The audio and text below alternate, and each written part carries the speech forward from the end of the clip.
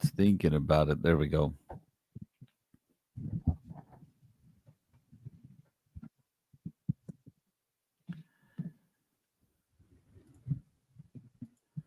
Trying to get her in. Yeah, it's a thing.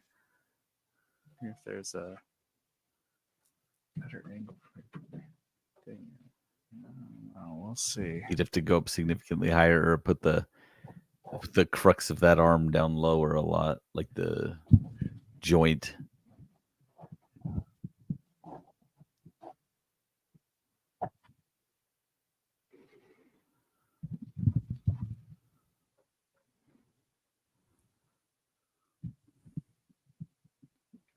Why can't London just be in a better spot?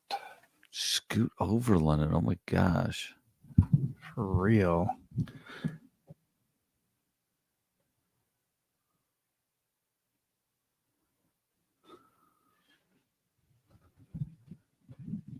I'm going to get it. You can go Peterson old school style and just hold the microphone the whole time. That would be old school. Yeah, I can do this. She'll probably move at some point. Yeah, she's probably going to leave, honestly. She gets bored.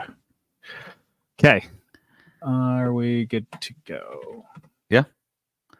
Ready. And we're recording too, so we're already live. So you're kicking us off. So whenever you're ready. Okay, I'm going to drop hold on. Discord. Dave! There we go. Let's see, make sure that was ready to go.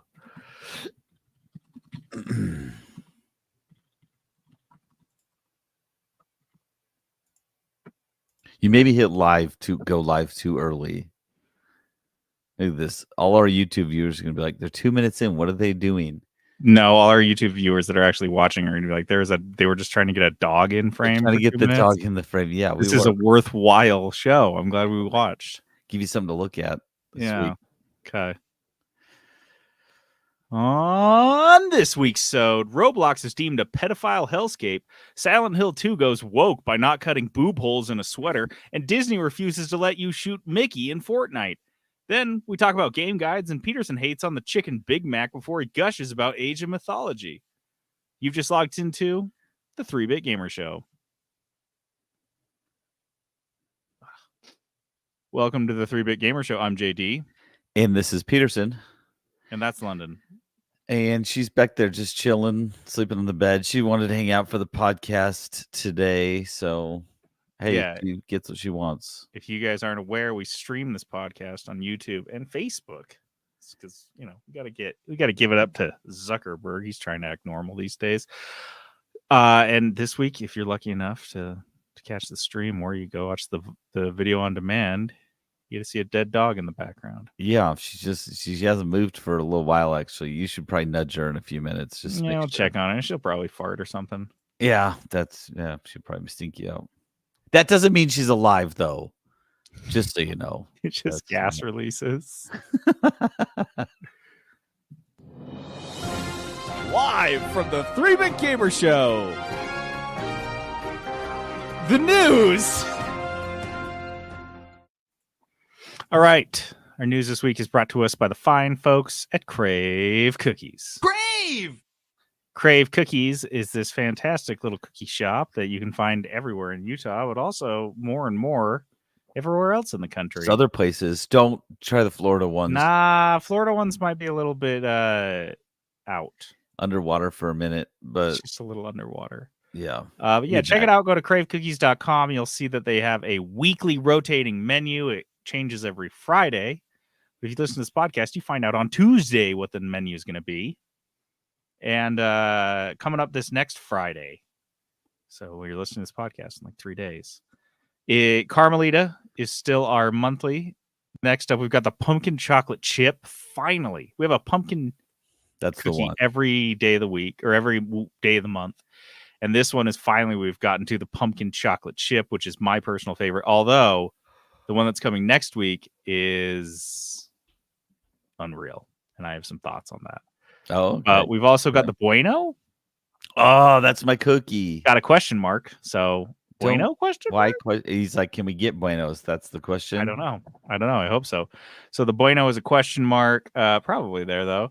The peanut butter cup, which is like a Reese's peanut butter cup, and then finally the better than sex cheesecake or the better than cheesecake. I don't know. You can't say sex. Can't say cheese. Sex. You can't say sex. So get your butts on down. Go to cravecookies.com. Download the Crave Cookies app, which you can now track your cookie coins in the app, so you know how much free shit you're gonna get. Get on down to Crave Cookies and get your cookies on. I said it first.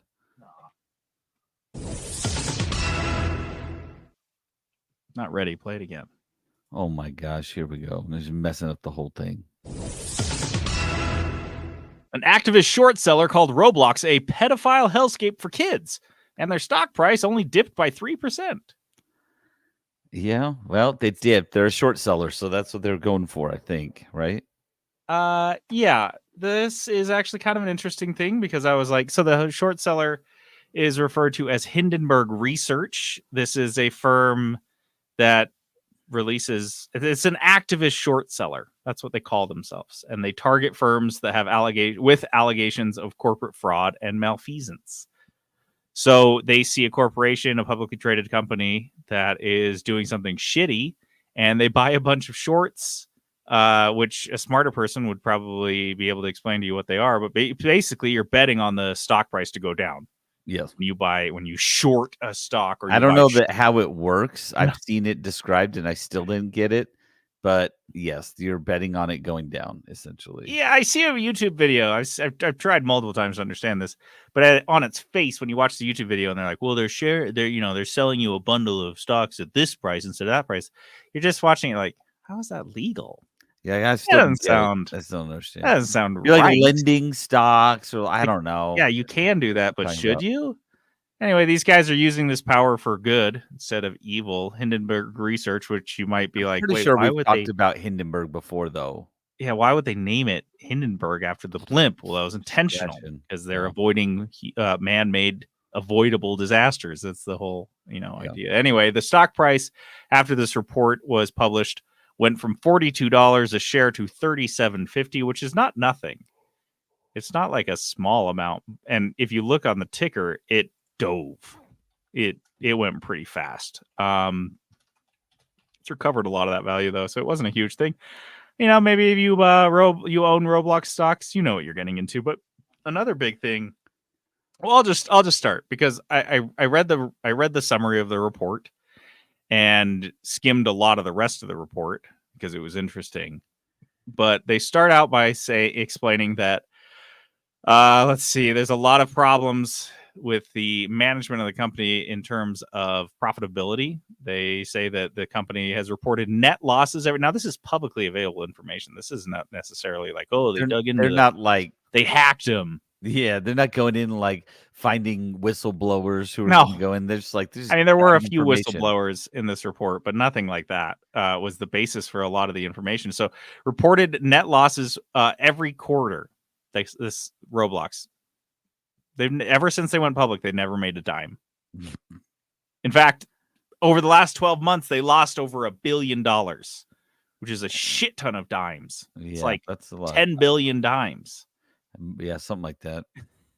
I don't know. And since they're losing money hand over fist, the only way they can raise money is inflating user numbers in the reports that they give to Wall Street, where they say, look how many users we have. No, we're not making money. In fact, we're losing $1 billion a year, but look how many users we have. Well, they're also saying, well, those numbers are inflated.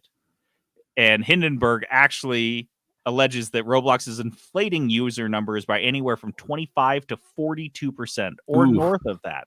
That's a lot.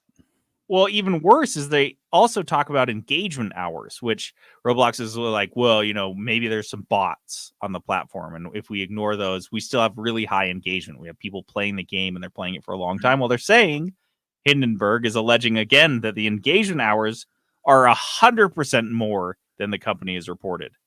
Twice. They're saying it's twice. Yeah. So over they talked about that. And then they go on and talk about how insiders have cashed out $1.7 billion in stock since the company went public in 2021. And over the last 12 months, insiders have sold $150 million in stock, including the vast majority of that being $115 million in stock sold by CEO Bazuski. The CEO is just dumping stock while they're inflating the stock price with fake numbers. They're losing money hand over fist. And this company, Hindenburg Research, is saying, well, we're going to get paid for pointing this out. Because I love that. It's like Robin Hood, but he keeps like a fistful of it in his pocket. Yeah, he's like Robin Hood's got to eat too, bitch. I guess. Look, if you want some of this, you got to follow Hindenburg and do what they do. Otherwise, they're not giving it to you. You can get the info. So they get after him, and I get it.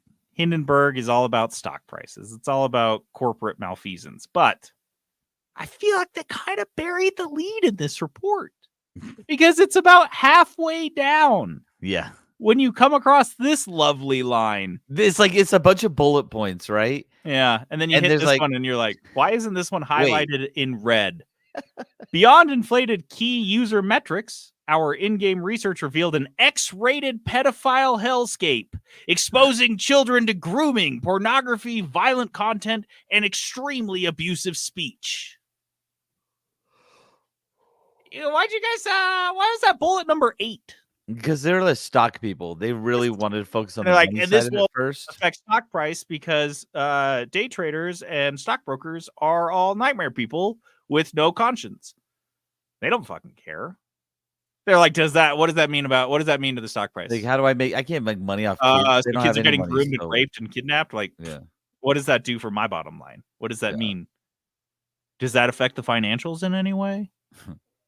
So this was they quoted, this is what I talked about whistleblowers. This is where they talked to a former senior product designer who said, quote, if you're limiting users' engagement, it's hurting your metrics. In a lot of cases, the leadership doesn't want that. So it seems to imply that this is not only known about, but kind of they're looking the other way because it makes the numbers that they're reporting to Wall Street look better.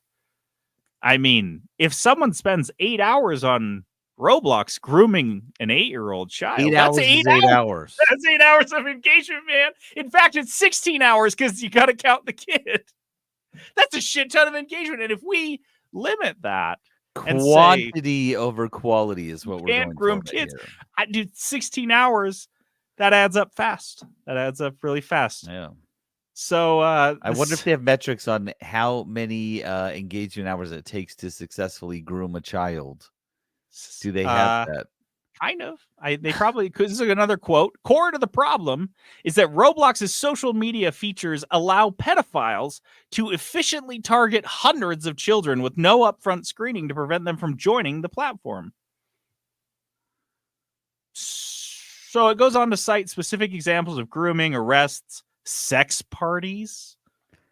Lots of that's more efficient, honestly, but that's a lot of engagement there. The company, in a very dark way, the funniest part of the whole report is that the researchers at Hindenburg registered in the game as a child. They're like, I'm a fucking 9-year-old. And they were able to access games like Escape to Epstein Island and Diddy Party. They found over 600 Diddy games, including Survive Diddy and Run from Diddy Simulator. Guys. Okay. You know what's funny? Probably like a week ago, I was talking to my friend Steven, and he was like, what do you want to bet there's already like a Diddy Party game on Steam that exists Diddy somewhere? Party? So we looked it up. There wasn't one. So then I Googled Diddy Party video game, and guess what came up? This Roblox game. No fucking way, dude. If that's the thing, they made this that was game like a week ago. I found that. You made this game because your curiosity and that of everyone else in like your same mind space essentially like just brought this game into existence. Yeah. Because Well, people were looking for it.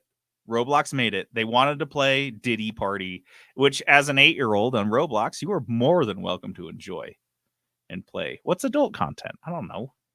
just So Escape from Diddy.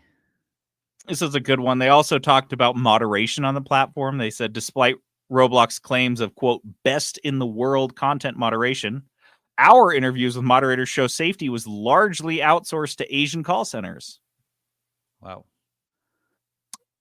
Okay. Moderators describe being paid $12 a day. It's not an hour. That's $12 a day. To review countless instances of child grooming and bullying with a limited ability to keep perpetrators off the platform permanently. So you are working in an Asian call center and you are now contracted to handle very serious stuff in a foreign language that is not your own. You are given no power to do anything about it and no tools to really fight it. You're just there as like a byline on a company's budget sheet so they can point and say, this is how much money we spent on content moderation. And if in this publicly traded company, someone decides to do some digging and research, they will find that, in fact, you did spend money on things that were technically labeled content moderation. Whether or not they were effective or did absolutely anything, that's not the point. That's not the fucking point, which is crazy and so cynical and so insane. So this whole report from Hindenburg kind of wraps up with the conclusion that Roblox is approaching market saturation in most of the world. As many people that are going to play Roblox are already playing it. I mean, there's a new 8-year-old every day, I'm sure, but there to a certain point, like, you're not going to get them all on your platform. Right. And they're saying the bottom for those 8-year-old stalwarts. Yeah. You know, all of this going on, the game is not a safe place for the only new potential customers you might get. And they're fudging their numbers because the only way they can actually raise money, because they don't make money. Keep in mind, Roblox does not make money. As big and as huge and impactful as it is, it does not loses $1 billion a year. And the only way they can raise money is by lying to Wall Street, who jacks up their stock price so their CEO can dump his shares of stock in kind of a long tail way. This is like the lottery. It's like you pick the payments form of a lottery payout, and then you just fuck off and you don't give a shit what happens because you're a billionaire now. This is Roblox, and this is why Hindenburg is short selling them. So I've got two quick thoughts about this. First, I'll take a little bit of the counterpoint. I do wonder if Hindenburg is really like sensationalizing some of this, because again, I think all of my kids at this point have played Roblox, and I've talked to them about it. And they've never come across anything weird at all. I think you really got to be like diving into the dark web of Roblox or something. I don't know how you get there, but so it's. Well, I bet if you signed in, you'd get there in 10 seconds. Oh, I can your get Facebook there. And your Steam. I comes to you, man. He'd be like, "You want to do Diddy Party though?" And I'm just like, "I don't like know, a guy kind of. What is that it would like? to play I need to know Diddy what Party. Is he chasing you? Like, what are you doing? How much lube is there? 1,200 gallons of lube. So much. So, like, part of me wonders if this was part of their plan to like make money off of that short sale. If they're like coming in and being like, "Well, dude, we're gonna publish all this crazy crap, and then we're definitely, if people read this, it's definitely gonna go down." That's my first thought. Second thought is, I wonder though if that $12 a day job is hiring. Do you know if they're hiring? Because hey, you stay out of that. That's my job prospect. You stay the fuck away. I will fight you with a broken pool cue. How do we get in on that? That's all I want to know. I want to get in on that $12 a day. It's something I could use. I'd pay for like a quarter of my groceries this week. The Wikipedia page for the Silent Hill 2 remake was locked after bitter fans couldn't accept that it's actually really good. Dude, why are they? It's a Blursty nomination. It's a thirsty Blursty, is what I'm calling it. Anytime I like that. Anytime you got gamer rage, where you just want to see more tits or ass, or like an anime style face on an otherwise normal looking woman, you get yourself a thirsty Blursty, my friend. I want huge eyes, tiny mouth, no nose, huge tits, tiny nips. Yeah.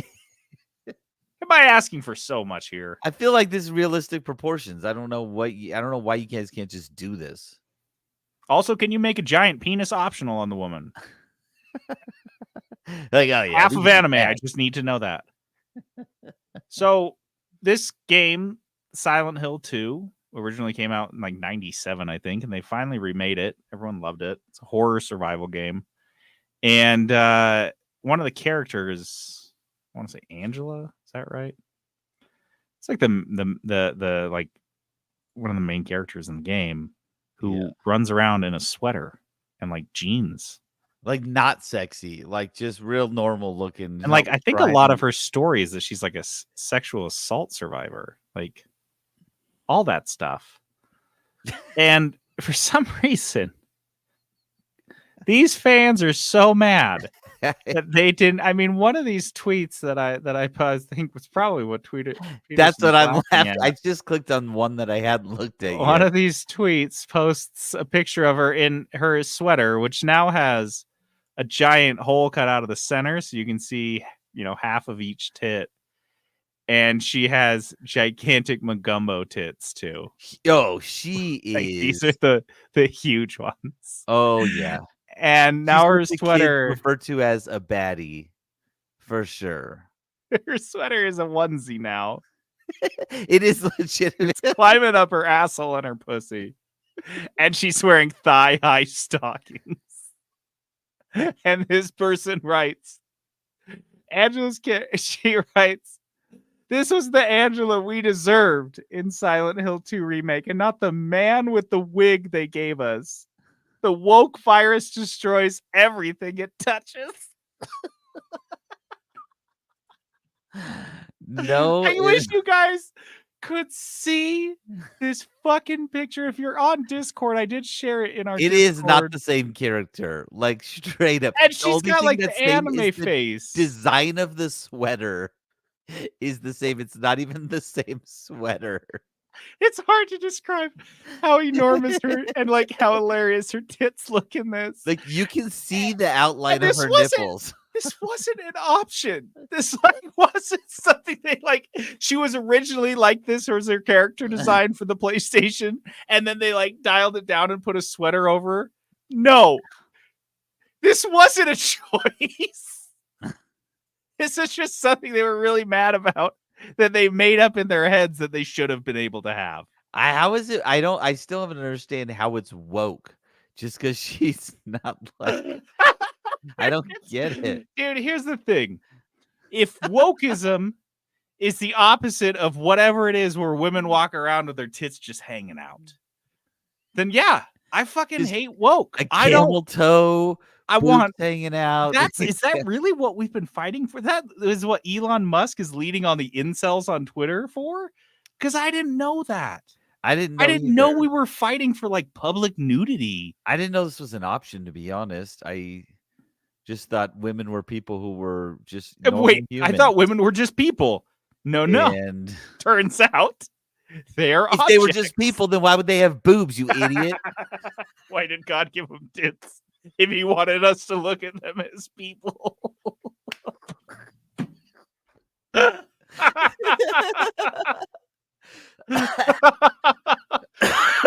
So these guys.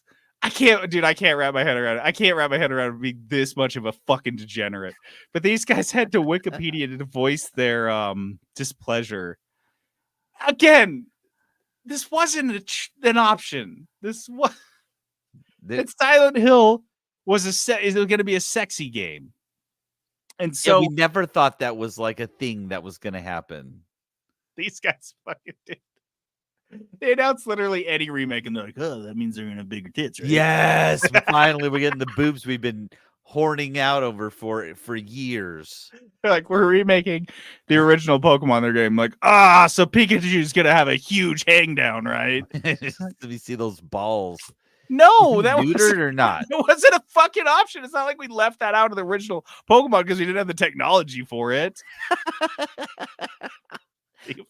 Technology for it. So they go on. This is for me. Like, we have been reporting on Gamer Rage and Review Bombing for years now. I feel like I'm kind of a connoisseur of it. And dude, this has got to be the lowliest, cheapest, kind of like shaker bottle methamphetamine version of review bombing, because they just go to Wikipedia and Wikipedia. So they're not actually changing anything. They're doing nothing, because if you've ever tried to make an edit on Wikipedia, like 9 times out of 10, it's going to get fucking reverted, because people are going to see it. It's always going to get seen, and it's going to get changed.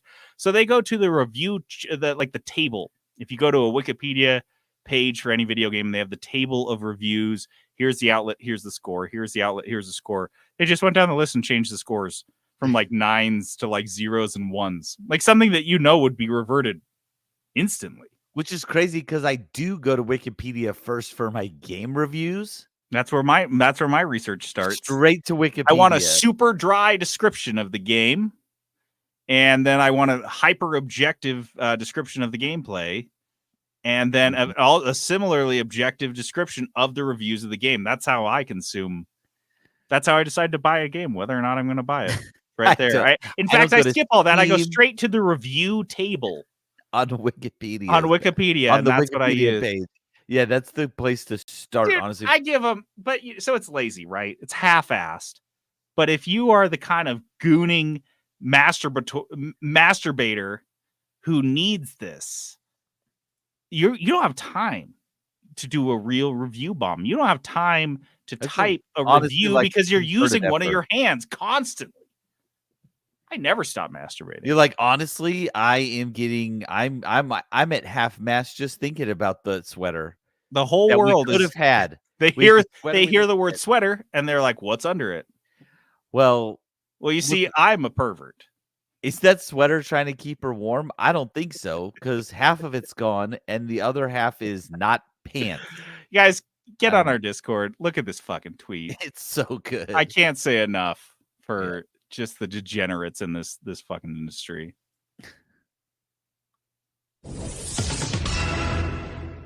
Steam now tells gamers up front that they're buying a license, not a game.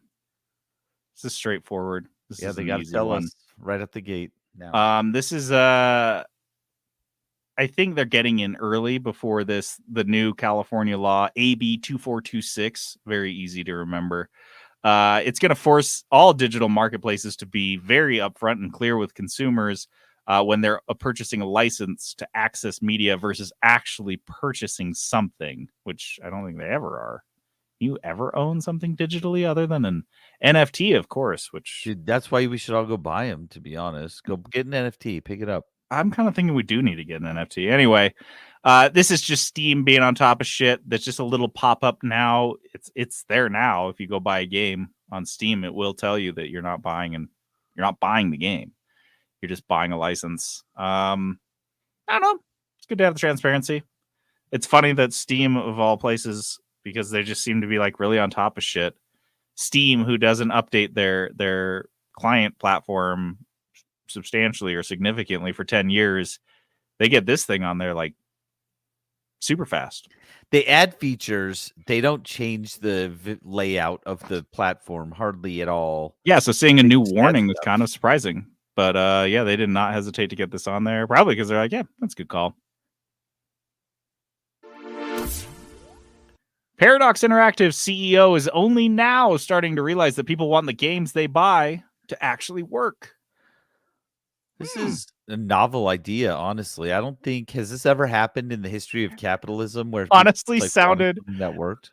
Like this guy was kind of musing to himself, like he hadn't actually considered it until this reporter was asking him questions. This is a reporter from Rock Paper Shotgun that was talking to Paradox Interactive's deputy CEO Matthias Lilja. Is talking at Paradox Media Day. And the topic that came up, or the topic that the reporter brought up, was Cities Skylines 2's. Cities Skylines 2's, because that's how you have to say it if you're saying it in the possessive. Fucking hate that. Yeah, that game's got off a launch. In fact, I believe Agrilord nominated it for a Blursty last year. Did it win? I can't remember which one won. I don't know, but it was a Blursty nominee. It was that bad of a launch, and he's like sitting here, kind of just like musing about it, thinking, that wasn't good. He says, quote, "It's also based on the fact that we, in all transparency, see that fans right now, with a squeezed budget for games, have higher expectations and are less accepting that you will fix things over time. Less accepting, but not zero accepting. So we're going to continue to ship shitty games." Dude, that is such a wild. Imagine if that was like a washing machine company or any manufacturer that's like, man, people actually want their shit to work when they buy it. Isn't that Look, you weird? can buy it. It might work, it might not, but you can get somebody to fix it. Like, just get People somebody want to fix it. all the parts for their washing machine. Isn't that crazy? It shows up and it's missing a couple nuts, and you turn it on and it doesn't turn on, and people don't like that. It is so weird. Next question. And also, I love this take that he's like, but the only reason that people are so picky lately is because they're all so fucking broke. Isn't that weird? Like, the whole global economy is just like shifting upwards to like 10 billionaires. And everyone's just getting so demandy in the meantime. They're like, oh, I can only buy one video game a year. I wish it would work. Freaking brokies. Stupid pores. Another quote that I loved. Quote, "We were aware that performance," is talking about City Skyline 2. "We were aware that performance was not great, but we underestimated it, how it would be perceived by players, how serious the player perception would be. We knew it sucked. We knew it was broken, but we really didn't think you guys would notice and care so much. You guys really, really cared about that game." Nerds. I feel like big companies, these big game companies, have started to quite a bit ignore the like the early alpha or the beta test for different aspects of these online games, these new games they release. Because they're like, oh, we got QA. QA is going to tell us if like the game's not fun, but that's not what QA is doing. QA We also only have 2 QAs, and they make $12 a day, and they live in $12 a India. day. One of them lives in India. The other one lives in Pakistan. They actually hate each other, so they don't talk much. And so no, this is like they're just skipping the beta test to get that info, and like the gamers are the beta test, dog. We've seen games that kind of release this way that say like, hey, we need to do a stress test or something like that. And those games almost always have a much better release than games that don't, because they get tons of feedback. They get data, they get feedback that they can respond to, instead of just QA telling them what's wrong with the game. And I mean, we've talked about it a bunch of times. They don't even have the time or means to fix the majority of the bugs they get back from QA. They just like pick and choose the easy ones that they think will be able to get their game out the door. And so this is what having everything online, having these big complex games, fine, I can get over that, but not testing it out beforehand with your user base, you're taking on way too much risk that honestly seems unnecessary at this point. You can get people to play your game for just to try it out and see if they like it. That's easy.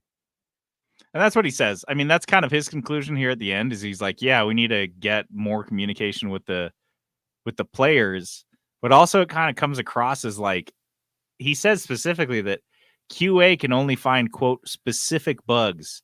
He's like, yeah, QA is not good at this stuff. It's got to be the users doing the work for.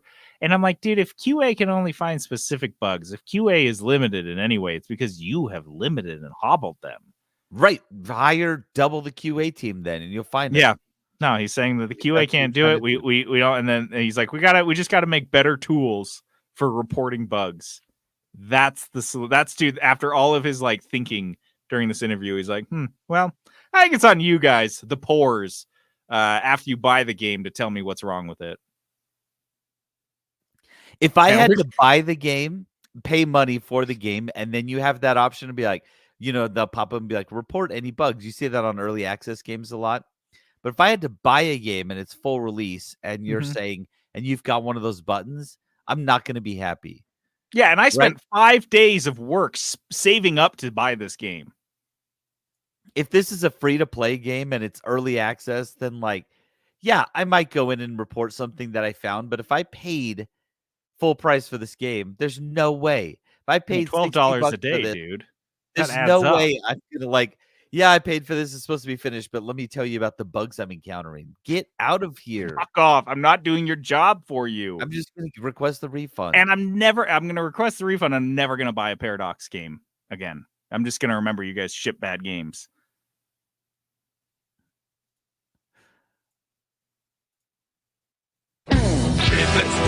Riblets. You thought ribs were a cheap cut of meat. Wait till you meet riblets. Little cheap chunks of news. Not a lot of news. Not meaty news. There's not a lot of meat on this bone. Not ton. Actually, you know what I did have bones. tonight was country style pork ribs. I don't know if you've had those. It's like non-bone ribs. Kind of liked it. They turned out real good. Anyway, there's not riblets. They're called ribless. Yeah. You got ribs, riblets, and ribless. So those are the news stories we don't talk about, actually. Like the horrible things in that Roblox story that we just glossed you can over. Find it and read it yourself. We are not reading that list of bullet points. Those are all ribless right there. Yes. First riblet up here is Rockstar is charging $50 for its 14-year-old game Red Dead Redemption, now releasing on PC for the first time. It's only, okay. So to be fair, it also includes Undead Nightmare, which is like the DLC for the game that probably was $20, but back then games were $60, so it was like $80. So the game's only really gone down from its brand new price in 14 years, like $30. Seems steep, and I doubt very seriously they've done any significant work to remaster this or make this better. It's just a port, a $50 port. That is an insane price, to be honest. $50, even if it includes the DLC, that's an insane price. I would expect considering this for $15. $15, yep. The last thing that Rockstar did along these lines, if you remember, was the GTA 3 Vice City and San Andreas bundle, whatever thing. There was like a remaster, but they basically just ported the mobile port to PC and called that a day. So I don't think they have a great track record for this, and they're just going to be relying exclusively on people that don't want to go dust off their PlayStation 3s or Xbox 360s to play Red Dead. Like, I can't find the cables. I'll just buy $50. Exactly, but $50 is not the price that you pay for convenience. $15 is the price you pay for convenience. That's weird. Anyway, Epic has said that some Disney characters might not have guns in Fortnite. Now, I will say, what are they doing? This is so stupid. I feel like this reporter maybe never played Fortnite, or I don't know. This story was kind of bullshit, because what's happening is that Disney is working with Epic Games to make basically a walled garden within Fortnite. That is a Disney. They're making Disneyland literally in Fortnite. Which is to say, like, they will control every part of it. They will have Disney park security escorting out the groomers and pointing them to Roblox, like, oh, here's your game over here. This is where you guys go. And as part of that, they don't want, Minnie to have a gun. But the idea that this walled garden is going to look like Fortnite with people falling from the sky and shooting each other is ignorance. That's not what it is. Fortnite has like tons of different game modes and places where people go play and hang out. And not every single one of them is the Battle Royale game mode. And I don't think that that's what Disney has in mind. And so I think it's probably a mixed bag. Knowing Fortnite, there's probably some skins that you can use that can have a gun, for example, that you could use in the base game of Fortnite, but they're not going to give Mickey Mouse an Uzi. You're not going to go running around shooting things as Mickey Mouse, and some of these other Disney princesses, right? Anna's not going to be running around with a pump shotgun. She's more of a flamethrower kind of chick. Yeah. She likes the nades. And so, like, I don't like, I can understand that. And like them trying to get their foot into the Fortnite universe. I don't think those are going to be, if I'm being honest, the successful Fortnite game modes. The ones that I see my kids playing are usually like way wackier than that. They're like, if they play a non-Battle Royale game mode, it is like insane. It's like a nutso game mode. They'll do for a little bit and then they go back to regular Fortnite. But if Disney wants to get their foot in the door and kind of get a piece of that and get some of that Yeah. younger audience, I think there's an audience for it. Lego Yep. has done pretty well in Fortnite right now. I think that's the model they're looking at. And that's the same thing. Lego Yeah. minifigs don't hold guns. Yep. None of the shit in Lego Fortnite, I don't think any of them have guns, do they? I don't think so. So it's like, no, it's no different than that. This is a non-story, but sometimes I guess this is it's a ribless too. Although I would love to see a game mode where you could play as any Disney character that they've added and you can shoot each other. Shooting Goofy and then hearing him say, Gorsh! Gorsh. I mean, every time he jumps, who doesn't want that? So make it like a limited game mode for like a week. Where I just ice Disney's like classic characters. Yeah.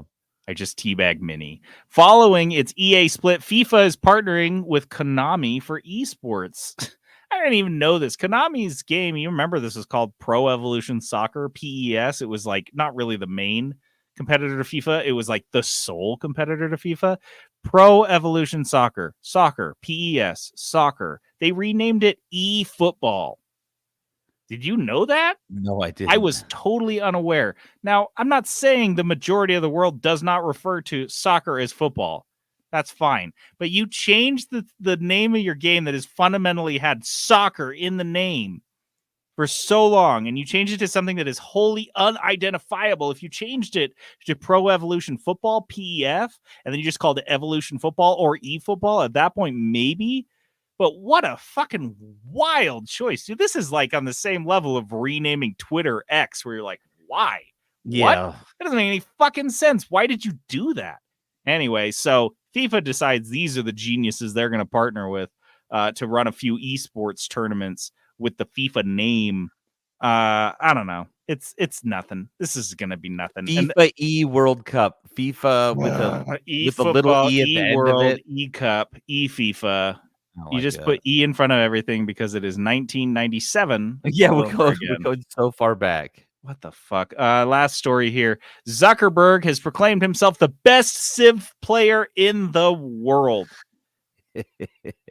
This is a man that has absolutely no real world experience since he was in like high school. Yes. No exposure to like the actual world. And he was doing an interview with Puberty. Don't even take that interview. Puberty. Yeah, I don't take, if they reach out to even us on this podcast, I'd be like, I don't think so. You know, I gotta look. I mean, I like looked up the name and I knew it existed, but Puberty, the pulse of global youth culture and entertainment. I hate that name. I hate that name. I don't like Puberty at all. I'm going through Puberty. I love Fortnite. That's what it sounds like. Sounds like someone who can't say their R's. Anyway. There's also one kid. So he says, Zuckerberg says, Priscilla being his wife. Priscilla looked at my Steam account the other day and she's like, what? You played this for more than 1,000 hours? He says, I think I should, at some point, I should do like a Twitch stream of me playing with someone because I'm pretty convinced that I'm close to Grandmaster status. I'd be surprised if anyone in the world could beat me at that. He will be shocked at the amount of people who would slaughter him. Dude, I looked up. Jackson has 945 hours on Civ 6 alone, just Civ 6. And I wouldn't say Jackson is someone that's like an ardent Civ player that goes out of his way to play tons of Civ. It's just like, he just plays Civ. Yeah, that's like a game that he likes. And Zuckerberg thinks he is Grandmaster World Champion level. For 1,000 hours. That's honestly so many bot games you don't even know. I have over 1,000 hours in Rocket League, and I'm not even top 100,000 probably. Like, yeah, I can't get above diamond. And oh man, this killed me. It's just like he's so out of touch with reality. He's like, yeah, I put 1,000 hours into it. I'm probably the best. I'd be shocked if anyone in this whole planet can beat me at Civ. You know what? Well, who's happy to hear this though? Literally any of his upcoming Brazilian Jiu-Jitsu opponents are like, sweet. This guy is great at overestimating his abilities. Yeah. This is shit out of him. He'd be like, you know what? I've been doing Brazilian Jiu-Jitsu for a couple years now. Like, I think I could probably go toe to toe with anybody. I'm pretty much the best one in the world. They're like, nah, dude, you're still like a blue belt. He's like, no, I've been doing this for like 1,000 hours. Yeah, you don't know how much time I've been doing this for, and I've like been training with guys 1-on-1. Like I'm pretty sure I could beat anybody. I'm pretty good Like I think he just overestimates his ability. at So everything. crazy. Like this is a wild statement. This is so crazy. If any of the best players in any game in the world, especially a game that's been out for a long time, if I found out that they only had 1,000 hours in the game, I would be shocked, like completely dumbfounded. I'd be Look, like the best player, 1,000 hours. I think if it's you barely guys- started. if you guys ever get an opportunity to play like bar games in a bar with Mark Zuckerberg, like I bet I can get a quarter in that shot glass. I bet I can hit the bullseye on the dartboard. You take it Mm-hmm. because Yeah, you are make a going to decent make amount of money. thousands of dollars betting against Mark Zuckerberg's abilities.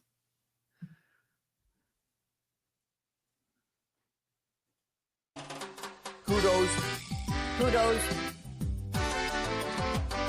Kudos. Kudos, positivity segment, things that we like, things that make us feel good, feel happy. I'll go first. Keep it positive before it goes down the tubes. I have a Fudos.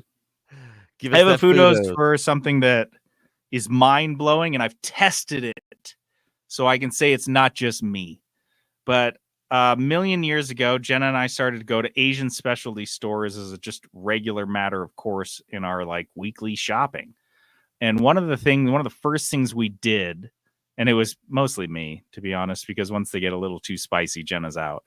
But I went on a ramen quest. I wanted to eat all the ramen. I wanted to try every ramen in the store. Packaged ramen, instant ramen. I was so into trying it all. I wanted to see. And I think maybe my second time there, I bought a pack of ramen. So I'd take them home and I'd just make them. And half the time you couldn't even read in English what the hell, because there's no English on the package. So you don't know what you're getting. You're just making it. Yeah.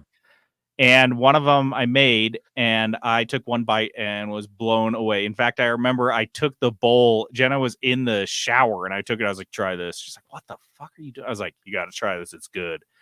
And I was like, that's what inspired me. That bowl was what inspired me to go on the ramen quest, because I was like, well, shit, my second time buying random packages of ramen, I find honestly the best tasting ramen I ever had. There must be tons more. So I spent 2 months eating random packages of ramen. Like you go into an Asian store and you look in the whole aisle, the whole ramen aisle, just like a whole wall of different flavored instant ramen. And I ate them all, you guys, except for the ones that were like black or had like a bird that was on fire. I stayed away from those. But all the other ones I tried, and I tried a lot of ramen, and it didn't matter. I kept coming back to this one. This is the one. And I've been teasing you this whole time. This is Indomie mee goreng.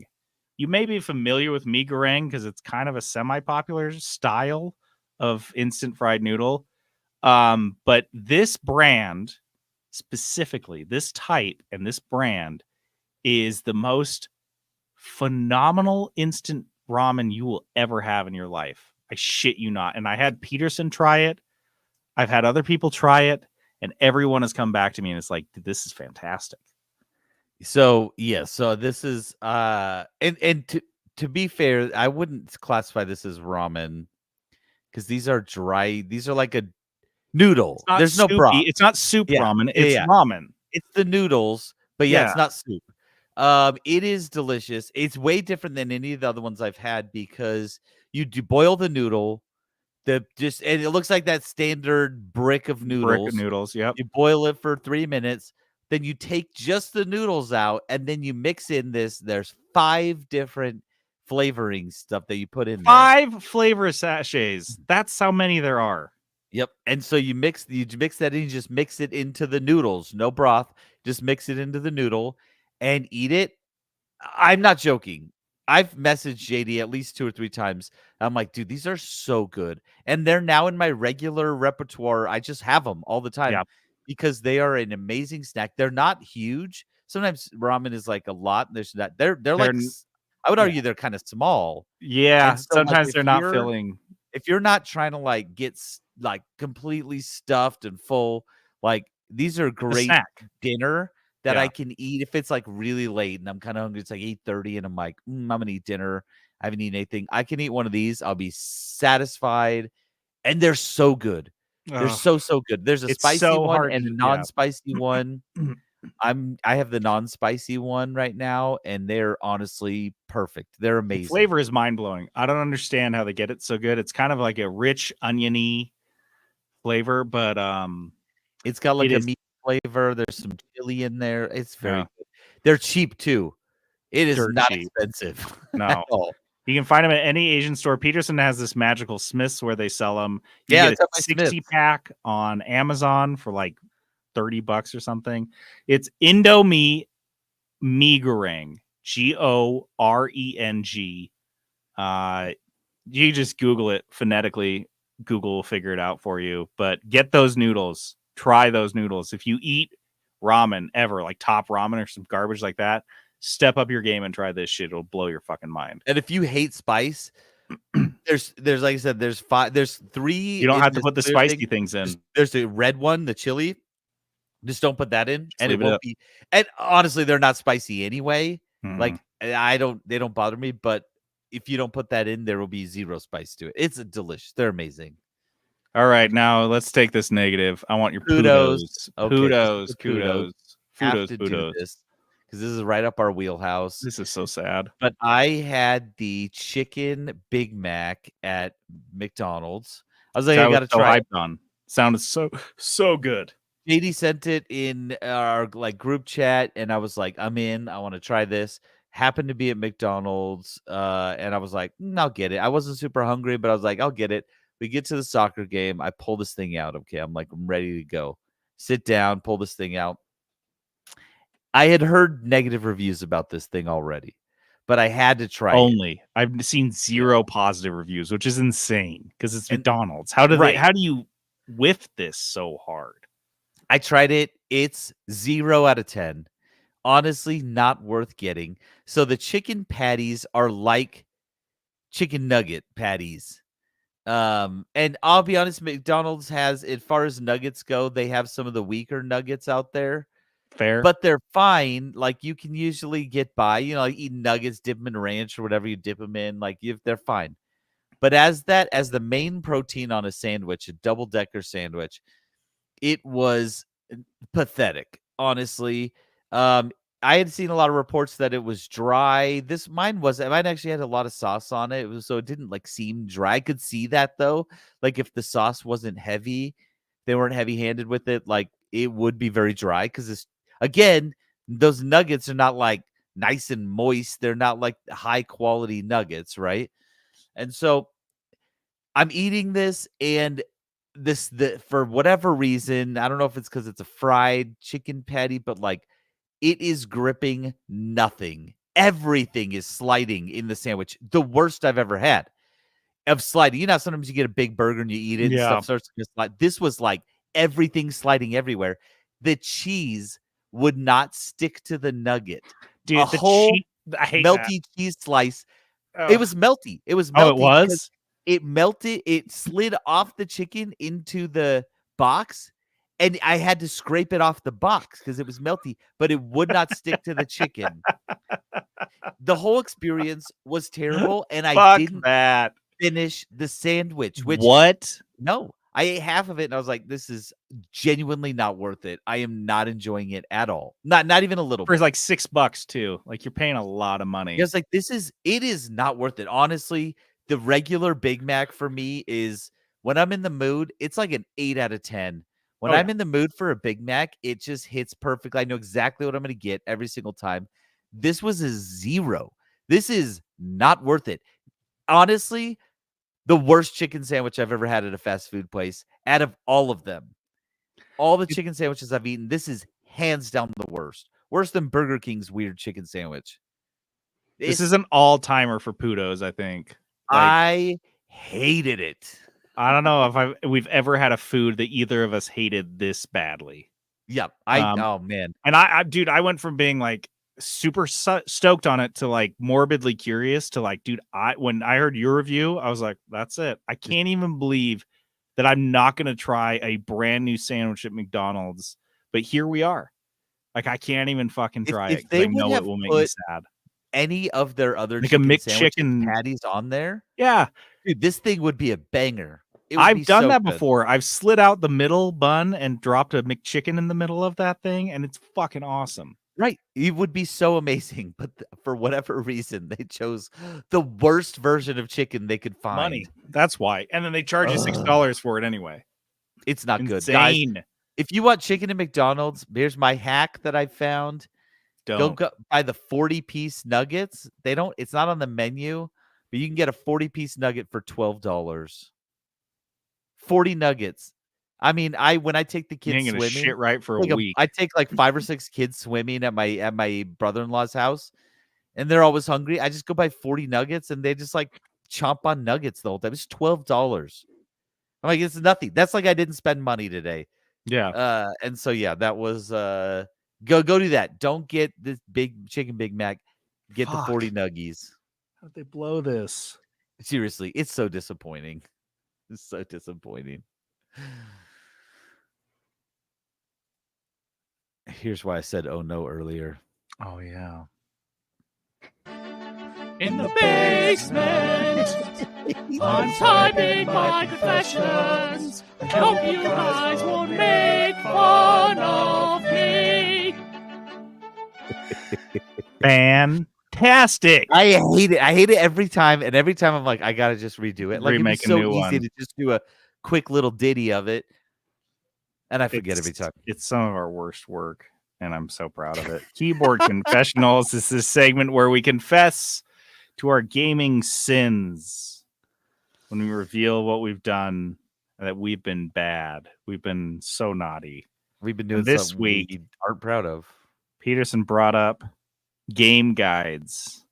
So we were talking, what games made you go looking for game guides? Confess your sins. What games were so hard, so challenging, or so otherwise confusing that you had to go online to the fandom, the Wikia, the whatever, or IGN, or whoever's got a game guide, and have someone else tell you how to play the game? And I'll just start, like, don't you feel just real crappy when you do go on a game time. to a game guide? I don't have to tell anyone about it. I don't have to reveal it, but I know. I will know. And I feel bad every fucking time. The other piece is I don't like it when I'm playing in like a multiplayer game and like, you know, there's a challenge or something like that. And I'll talk about that in a second. And the guys I'm playing with are on the wiki. I'm like, stop. You guys stop. Get off the wiki. And sometimes the guys I play with love going on the wiki. Mm-hmm. So I have to scold them. And I feel like the only adult in the room, but I have to do it. And I don't like that feeling. The first one that came to mind for me was Valheim. And I will say, I feel like this one was my least. I put it first because it's the one I feel least guilty about. Mm-hmm. Because I put in a ton of time on Valheim. I did a ton of work and we played it a lot before I ever looked at the game guide. But once I popped that seal, dude, I felt like I was relying on it because I realized once I started looking at the game guide for Valheim that I was missing a lot of shit. Yeah. And I felt like I never quite knew what I was doing, but you know, I could do enough to get by. But the other problem, this is why it's a confession mostly, is because I was so into that game that I was looking at the game guide because I wanted to min-max that game. I wanted to have, I wanted to optimize my strategy so perfectly that even though this is a randomly generated game, that I would be able to take full advantage of it, no matter what was going on or what map I generated in, that I could just do everything perfect. So, for example, things like Peterson and I, the first time we played, we spent probably 2 nights of gameplay mining enough copper and tin to make enough bronze to make bronze armor. Well, you check the game guide, and basically even the game guide trying to be kind of an objective source of information is like, don't do that. Bronze armor is shit.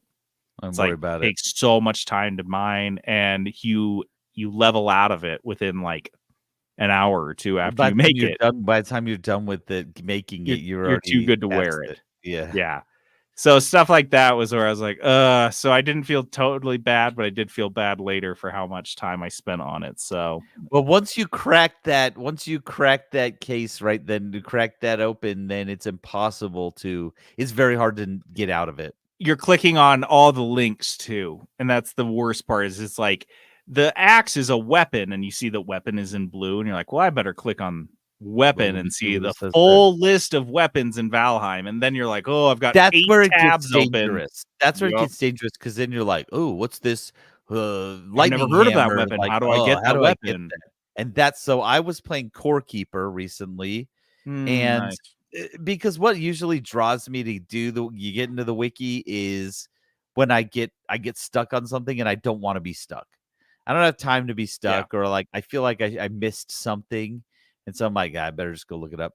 Core Keeper, there was a lot of things that it didn't explain, and I think that was probably because it was early, or there was like a very limited dialogue, and I know I didn't like really pay attention to it, and so I probably missed something. And so yeah, we got to a couple points. There's one point where there's like a ring around the map of a wall that you can't get past. And I'm Mhm. like, how do I get past this wall? And so it's like you end up on the guide. How do I get You past the gotta wall? kn- And then you realize, oh, I haven't fought that boss. Wait, how do I fight that boss? And then you're stuck. You're in there where it bugs me. And so I will do that and like I try to get out of it as quick as I can. And I'm like, okay, I think I got the gist of like the things I'm supposed to be doing now, and I jump out. Yeah. But once I open that up with my gaming crew, it's over. It's over. They are looking up weapons that are like end game weapons. How do you get it? Where do you get it? And then they're like They're you going said, past they're things you're supposed to. Yep. yes, they're min-maxing and they're just going to get the good stuff and they just have it and you're like, okay, well, and part of the fun is the discovery of new things for these. Like in Valheim, we were like, how do you find the merchant? Like, what are we supposed to And exploring and looking for him is half of the fun. Yeah, right. Or you can just go on the map generator and map, it'll tell you yeah. exactly where he is and you just walk to him. Yes. And that did happen in And the that happened once we group I realized we played could with. do it. Yep. They were like going in and finding the best areas, finding where the guys were and finding where all the bosses were and like started putting their starting base in the best point, you know. But yeah, like once you do that, then and I hate it. And I have to sit there and tell them and be like, listen, you got to get off. Like I want to know what these things are for, but if we Mhm. can't figure it out, then we can like look it up, but let's not like jump ahead and just start learning everything about the game. So I'd say there's two types of game guides, right? You can go into like the written game guide, like the IGN one or whatever, or there's YouTube videos. And that's what one of my other friends does. Any game we play, he will go in and watch we'll be playing it.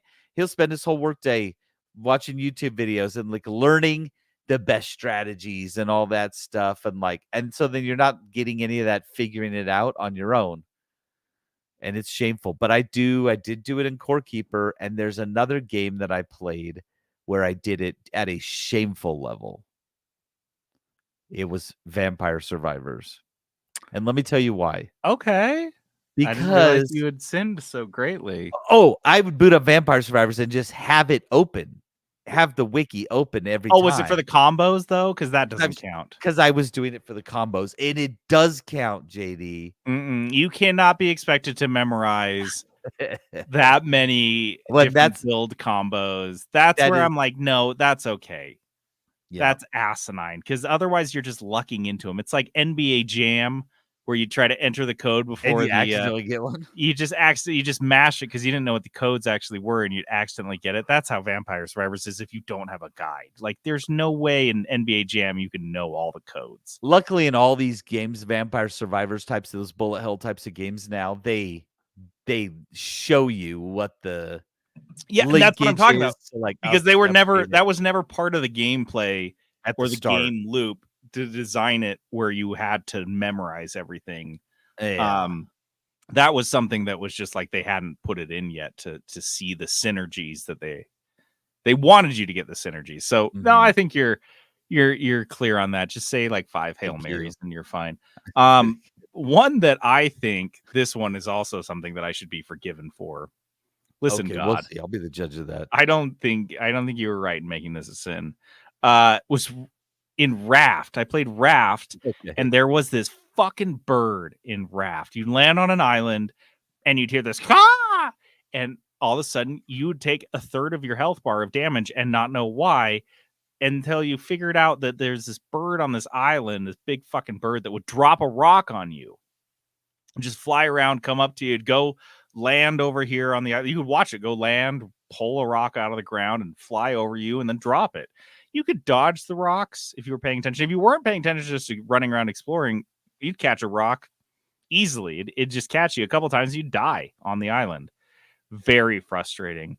And so the very first time I was like, so I ignored this bird for a while and I was like, no, I think I have to kill it. And it's really hard to kill because so I get on top of a cliff on the highest point of the island and I've got my janky ass bow and arrow and I only have like 8 total arrows that I've built that took a ton of fucking time to build. And I'm shooting and I shoot the first arrow and it just whiffs past it. I was like, damn it. I shoot again and I swear I hit it, but nothing happens. And I was like, oh, maybe it has health.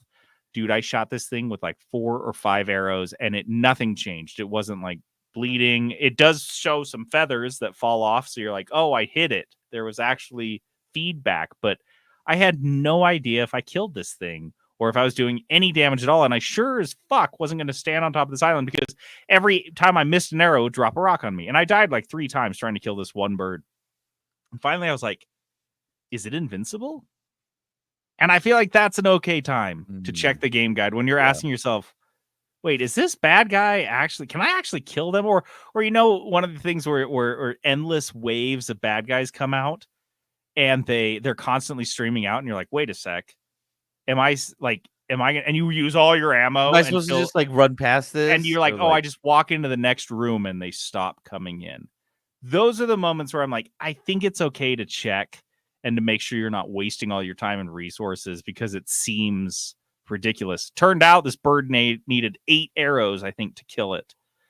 It is an insane amount for how difficult it is. In fact, I would say it is my only gripe about Raft. An otherwise, in my opinion, flawless game is like this damn bird was way too strong. Way too powerful for what it was. This stupid bird. It's a bird. You shoot a bird with 3 arrows. There's no bird on Earth that can fly around with 3 arrows in it. I don't think there's a bird that can fly around with 1 arrow. Exactly. So I hated that, and that's where I was like, I gotta hit the game guide because that's ridiculous. I actually want to see how many arrows it takes to kill the bird. My most shameful one, and this I talked about it at the time. I'll just bring it up briefly. Was Baldur's Gate 3. I got to so many points where I was like, wait, I think this decision I'm about to make is critical for the game. And I genuinely didn't want to like miss out on stuff. And so I was like going in and reading guides on like what's the best path to take on these things. And I did that for a while until I just decided, okay, I can't play the game like this. I think I'm losing out on like a big fun aspect of the game. But there are some points where it's like, I think one of the characters that I'm invested in is going to die and I won't have them anymore. And that is the case. That can happen. And I wasn't ready for that reality. This is a shameful confession. This is a very shameful This is a sin. I am in there reading, okay, what, and not only that, I'm following exactly, here's the things I have to say in the dialogue trees to make this not happen. That one I did feel pretty bad about, and I eventually stopped because I felt so bad about doing it. Luckily, I was able to quit, and so that was my most shameful. But I remember when I was a kid, we would get stuck on video games all the time, and there was no internet. So we would just like go to Barnes and Noble and like find the game guide in the game guide section and look it up and be like, how do we get past this? Right. But we never read ahead. That was the one thing. Smart. Like, don't read ahead in this book. We were never going to buy the book, but I think Baldur's Gate was probably my most shameful. And there's a few games that I play every now and then. If I'm not super into it, either I'm not into it or I'm way into it. Right. Where I will get into the guide where I'm like, I don't want to try to solve this puzzle. It takes too much time. Like, just pull up the guide. Like when I was playing Midnight Suns, every hero has a challenge that you can do, and it's totally optional, but you do unlock like a new outfit for them, like a legendary outfit. It's kind of cool. And I was like, I want to get all those. And after the first couple, I was like, these are hard. Like they're genuinely hard. And so after the first couple, I just pull it up on my phone, the step by step, and just follow it. So I didn't have to waste time. Because the first one I did, I probably spent 2 hours figuring it out. And I was like, I can't do this anymore. So I did feel a little bit bad about that one, but it was just unlocking a skin. It was totally optional. You didn't have to do it. So I did it. And the puzzles, I mean, they were hard. You'd have to be like super strategy minded to get some of these on your own. So I didn't want to spend the time to do it.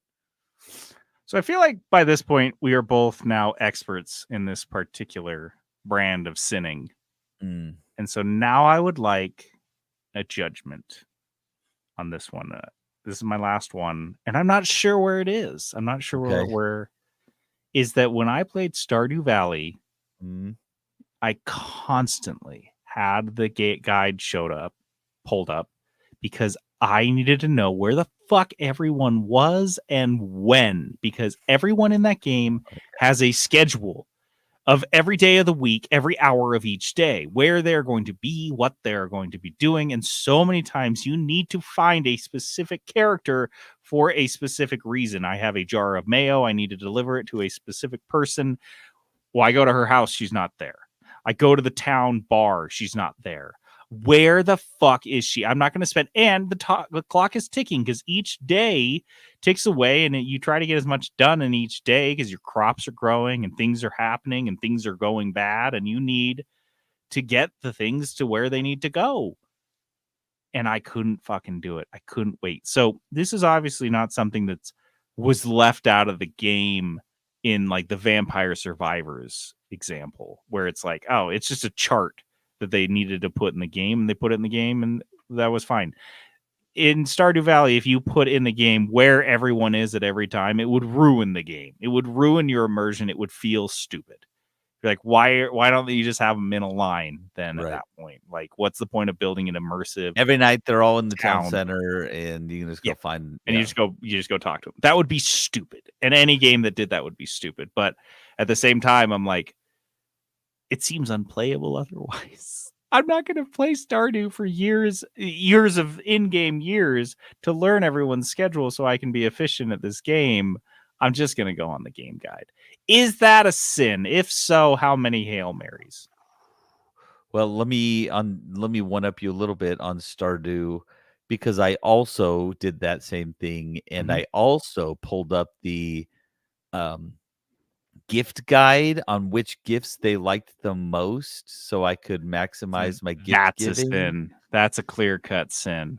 I mean, because they were pretty open about it. But no, hey, I committed that sin too.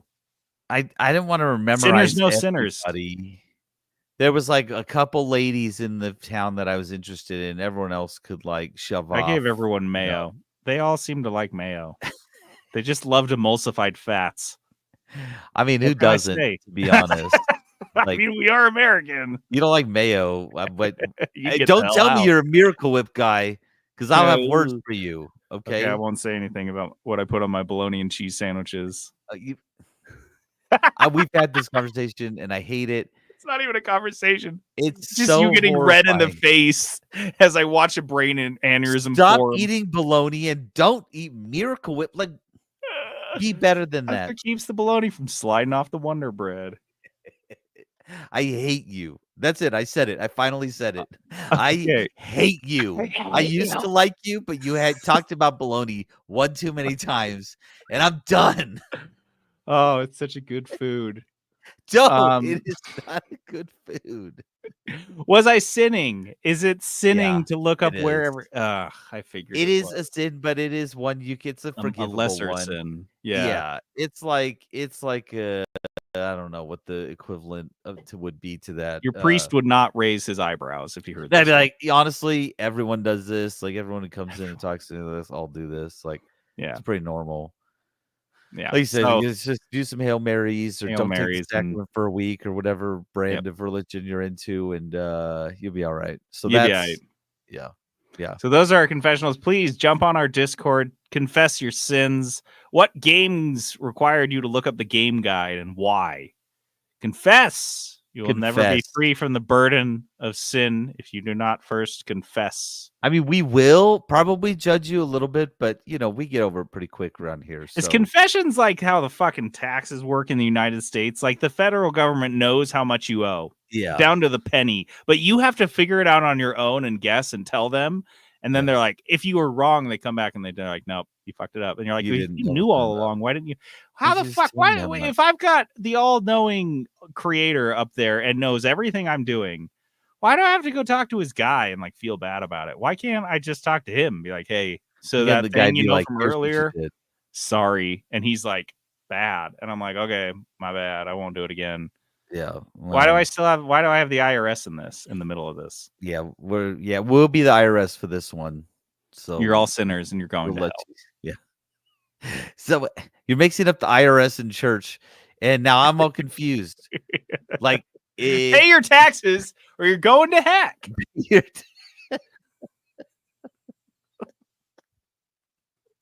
Dice of Destiny.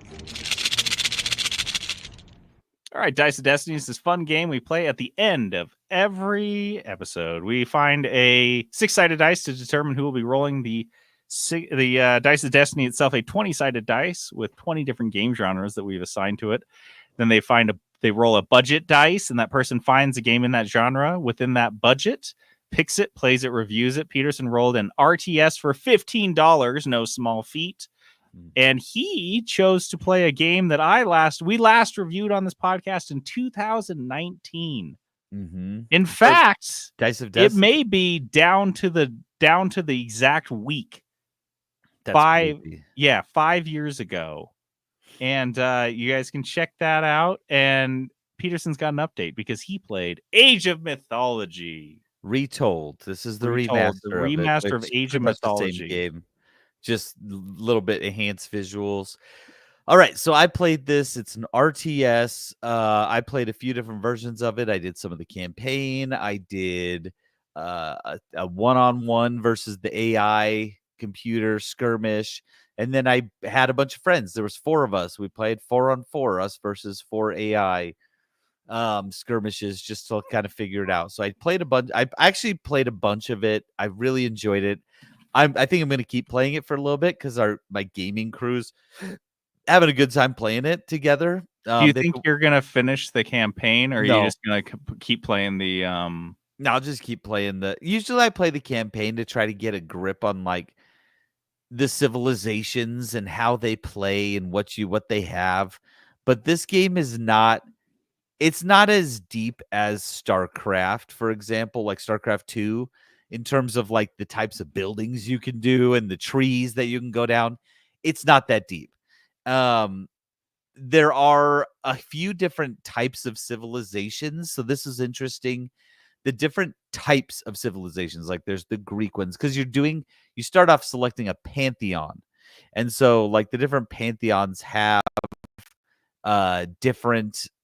slightly different play styles. It's generally the same, but like some of the methods are different. For example, like one of the civilizations, your workers have to go to the gold mine or whatever and bring it back to your town center. Or you can build a building that they can deliver it to, so you can build that closer.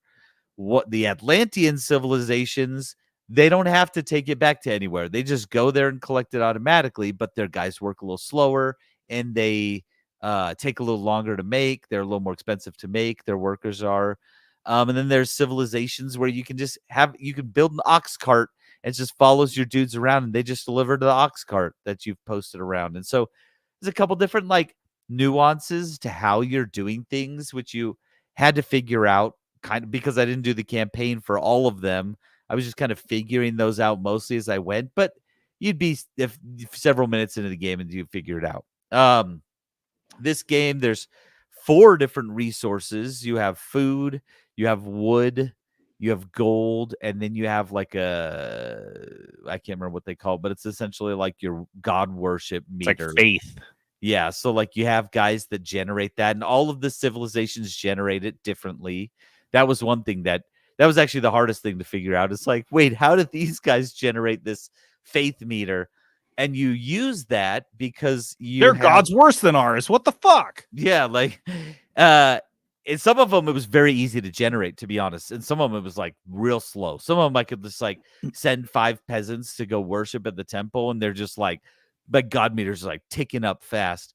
But what the god meters used for is you start off with a pantheon, so a god you worship, and that's the first age. And every time you level up, you can go up to the 4th age, and every time you level up, you pick between one of 2 gods that you're going to worship, and it gives you certain units and powers. So that makes it very interesting because you can have like a different build each time, because the special units do play very different for each of the pantheons. So you have like these different pantheons, then that's how you can like customize your army a little bit. And then there's the typical like upgrade your whatever, upgrade your weapons, upgrade your armor that they all kind of have, upgrade your gathering ability and that sort of thing. It is a pretty standard like 1990s, late 90s RTS. Plays a lot like Age of Empires. It plays a lot like early StarCraft, Warcraft, those types of games. Like it's pretty basic in that regard.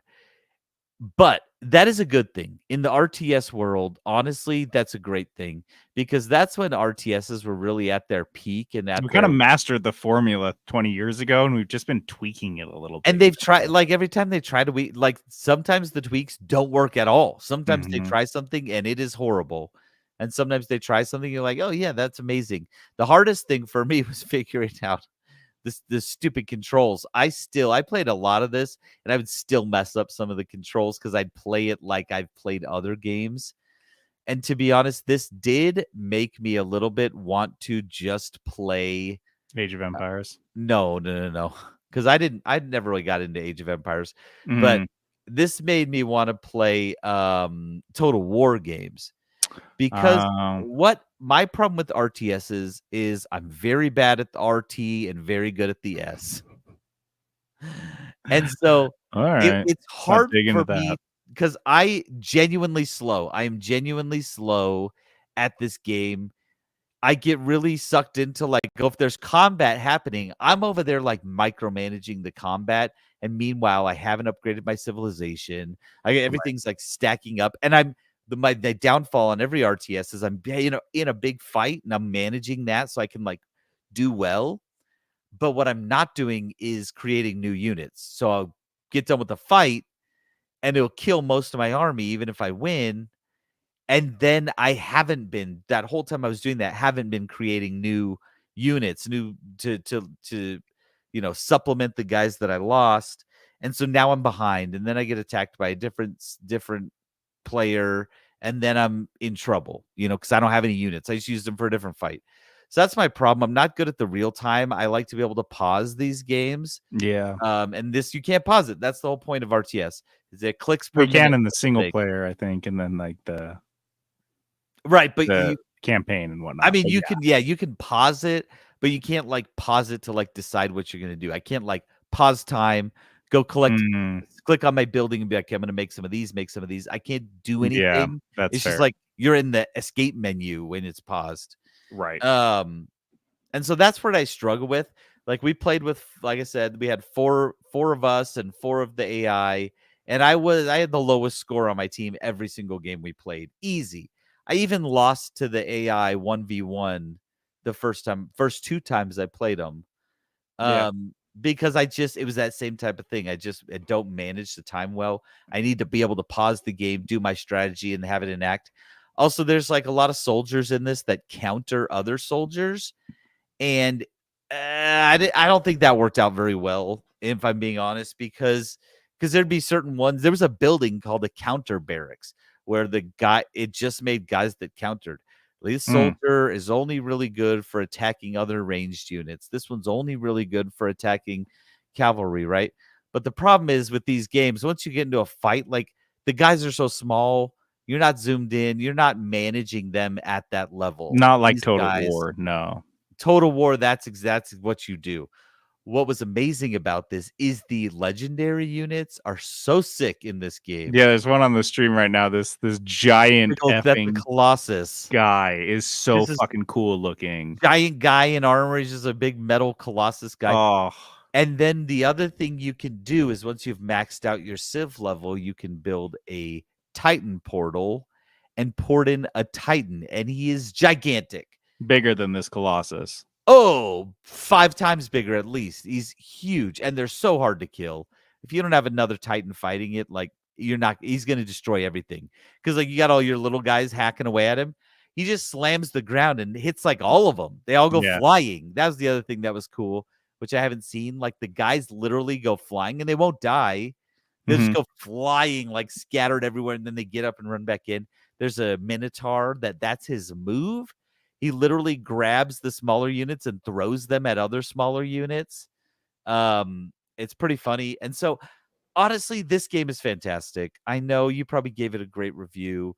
But this remaster came out. It's on Game It Pass looks right great. now. I'm like, we're watching the gameplay now, and I'm like, this does look like a nice tune-up. Yeah. But it doesn't lose, it's and it's certainly not the level of tune-up that they gave Age of Empires 2 with like all the collapsible Yeah, environments yeah. and all that stuff. But you know what? That's not what I want. Like I like my Nope. I just like my classic RTS. So dude, I'm It is- glad. It is a good-looking classic RTS. It is genuinely fun. Like I said, I'm still gonna play it because I'm still having a good time with it. Yeah, this is for what it is. This is a fantastic game. Like I said, it's on Game Pass. If you have Game Pass, you got to play this. Like it's like if you like RTSs, even if you played this game before, get back into it and you're gonna have a good time with it. I think on Steam full price it's $30.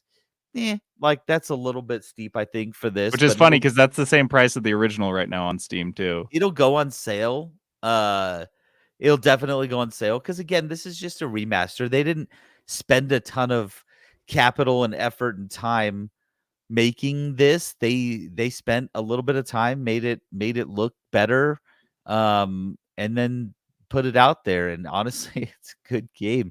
This is a good game. I'm glad I played it. I haven't played an old school RTS for a while. I suck. I genuinely suck at it, but I'm having a good time. So you see those guys go flying. Yeah, they and go you- flying. But yeah, seeing a knockback in an RTS is pretty fun, especially an RTS that like feels and looks like Age of Empires. The abilities are fun. The god abilities are really fun too. Like there's a bunch of them. They're very cool. So the god abilities are really cool. You get game changing, Yeah, I like that ultimately it felt very much like, for me, it was like silly Age of Empires because it was Yeah. you're still farming, you're still creating units and stuff, but one of the units is this giant guy carrying a sword, and you're like, what? So yeah, I A loved big this. metal hog. One of them is a Mhm. big metal hog that just goes in and starts chucking guys. Just starts like just throwing them around. It's awesome. No, as a fan of Age of Empires, this was right up my alley. So Fantastic. okay, so it's $30 on Steam. Probably go on sale even cheaper. You could check Yeah. it out. Pick it But up. and would play you it. say If it's you wait for haven't, sale play it. then? Yeah, I would say wait for a sale if you have It's 'cause Game it's Pass. old. Get on Game Pass. If you Yeah. like RTSs, you've probably already played it, but you will absolutely enjoy it if you have not, like me. I'm loving it. I'm loving it. Fuck yeah, I'd love to hear that. Okay, so we've got another roll. We got Let's a go. roll. Roll We got to off. do a re-roll. Are you gonna roll for who's gonna go, or do you want me to? I'll do it. I got dice right here. Do it up. All right. Yeah, you want to be odds or evens? That will be odds. It's a 1. Okay, I finally It's get to play a you. new game. Dude, I'm playing lots of games right now. I'm still playing I've got, Sonic. I've got a huge lineup too. I've got a Mhm. huge lineup. Wargroove 2, Frostpunk 2. Oh, Mara yeah. History Untold. Well, I've been playing the new Planet Crafter DLC, trying to wrap up You gotta get Sonic, into that. still playing Drill Core. I've got 3 games like I'm playing all the time, but let's make it 4. Let's make it 4. 19. Damn, could have been the one. Could have been sexy. Instead, it's just horror. This is Dude, very seasonally Halloween. appropriate. Come on. That is fucking awesome. The dice of destiny has spoken. Yeah, they know what month it is. And then let's see what we got for a We haven't done a horror game for a little while. that used to be your segment. You Yeah, I used to- always rolled horror games on this, and it was very funny. And I get a 60. Cool. Oh, So I got to any spend horror game you want. $70 or as much as I want on a horror game. I'll probably get that big titty Silent Hill 2 game. Silent Hills titties. He report back on the boobs and the boob physics, and if there's any changes made to the boobs. That's really what we're interested in. I want to see him. What's the boob situation? That's all I care about. So this game's great and all, but how are the tits? Come on. Okay, well, that's it. Thanks for coming to hang out with us. If you guys are on YouTube, you got to see my cute dog the whole time. She stayed in here. She 'cause did. loves She you did guys. stand up one time, do about 4 circles, and lay down in In almost the exact same position. configuration.